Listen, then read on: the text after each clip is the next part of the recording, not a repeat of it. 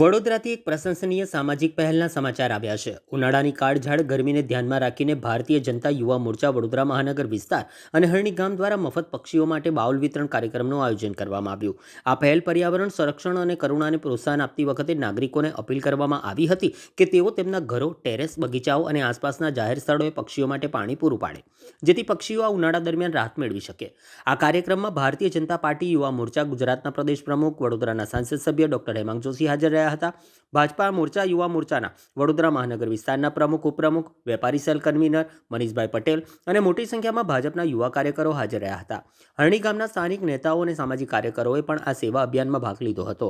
પક્ષીઓને પીવાના બાઉલનું વિતરણ કર્યું। કાર્યક્રમ દરમિયાન કાર્યકરો શહેરના વિવિધ વિસ્તારોમાં ગયા અને લોકોને આ પહેલ વિશે જાગૃત કર્યા, વધુને વધુ લોકોને આ અભિયાનમાં જોડાવા માટે પ્રેરિત કર્યા। આ પ્રસંગે ઉપસ્થિત ભારતીય જનતા પાર્ટી યુવા મોરચા ગુજરાત પ્રદેશ પ્રમુખ વડોદરાના સાંસદ ડોક્ટર હેમાંગ જોશીએ જણાવ્યું હતું કે સમાજ સેવા એ સંગઠનની ઓળખ છે અને આવા નાના પ્રયાસો પર્યાવરણ સંરક્ષણ અને જીવો પ્રત્યે સંવેદનશીલતા વધારવામાં મહત્વપૂર્ણ ભૂમિકા ભજવે છે।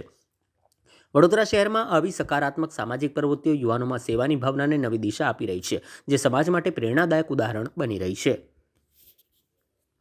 વડોદરા શહેરના યશસ્વી અધ્યક્ષ ડોક્ટર જયપ્રકાશ સોની સાહેબ અને યુવા મોરચાના પ્રદેશ અધ્યક્ષ વડોદરાના લોકપ્રિય યુવા સાંસદ ડોક્ટર હેમાંગભાઈ જોશી સાહેબની વિશેષ ઉપસ્થિતિમાં આજે અમિતનગર ખાતે કુંડા વિતરણના કાર્યક્રમનું આયોજન કરવામાં આવ્યું છે। આપણા સૌને ધ્યાનમાં છે કે આ કાળઝાળ ગરમીમાં પક્ષીઓ માટે પાણી પીવાની વ્યવસ્થા હોતી નથી, જેથી અમે લોકોને, વડોદરાના નાગરિકોને કુંડાનું વિતરણ કર્યું છે, જેથી તેઓ પોતાના ઘરે પાણી ભરીને મૂકી શકે, જેથી જે અબોલ પક્ષીઓ છે તેઓને આ કાળઝાળ ગરમીમાં પાણી મળી શકે। હું હરની યુવક મંડળના ડોનિલભાઈ અને એની સમગ્ર ટીમને અભિનંદન આપું છું, જેઓ યુવા મોરચા સાથે જોડાઈને આ ભગીરથ કાર્યમાં જોડાયા। ભારતીય જનતા યુવા મોરચા વડોદરા મહાનગર દ્વારા છેલ્લા 4 દિવસથી યુવા ફોર નેચર અભિયાન કે જે સમગ્ર પ્રદેશ સ્તરે આ અભિયાન ચાલી રહ્યું છે, એની અંદર વડોદરા મહાનગર દ્વારા પણ ખૂબ જ વિશિષ્ટ રીતે યુવા ફોર નેચર અભિયાન અંતર્ગત ગરમીની અંદર પક્ષીઓ માટેનું પાણીના કુંડાનું વિતરણનું કાર્યક્રમનું આયોજન થતું હોય છે અને વિવિધ વિધાનસભા વિસ્તારોમાં આ પ્રકારનું આયોજન થઈ રહ્યું છે।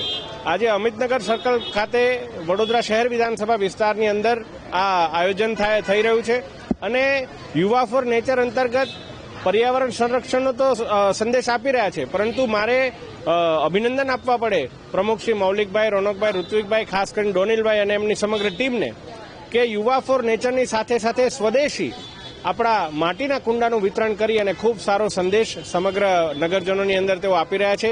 આ સુંદર આયોજન બદલ હું સમગ્ર યુવા મોરચાની ટીમને ખૂબ ખૂબ અભિનંદન સહ શુભેચ્છાઓ પાઠવું છું।